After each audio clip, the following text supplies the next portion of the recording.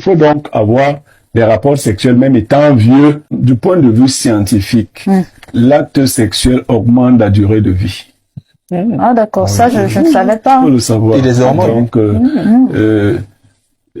plus vous avez des rapports sexuels, mieux votre cœur se porte. Mais il faut pas avoir des rapports sexuels en utilisant les aphrodisiaques. Ça, il faut préciser. Parce que les aphrodisiaques vont attaquer le cœur.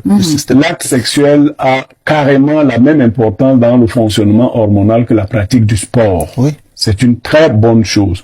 Donc, il est démontré par des études scientifiques que ceux qui font les rapports sexuels pendant une longue période de leur vie vivent plus longtemps que ceux qui s'arrêtent plus tôt.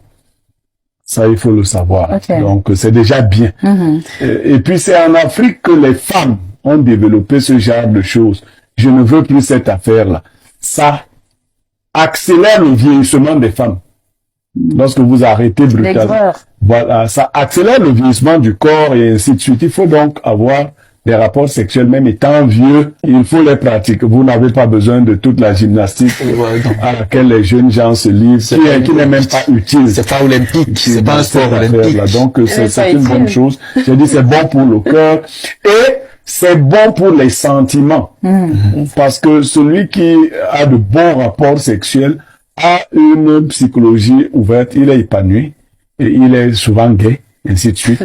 Parce que l'énergie libidinale, c'est comme ça qu'on l'appelle, qui se trouve donc dans l'acte sexuel, lorsqu'elle n'est pas recyclée, peut aller jusqu'au niveau de l'hypothalamus et vous créez souvent des blocages.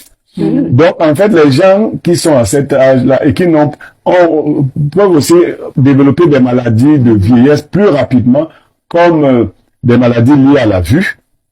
Vous voyez, la vue va baisser. Vous savez, c'est une fonction vitale. C'est pas vous qui avez créé cette affaire. C'est une fonction vitale. Celui qui a créé cette affaire, c'est donc comme ça que ça se passe. La vue va baisser. Au niveau du bassin des femmes, vous allez vous fatiguer plus rapidement parce que vos hormones ne fonctionnent plus normalement.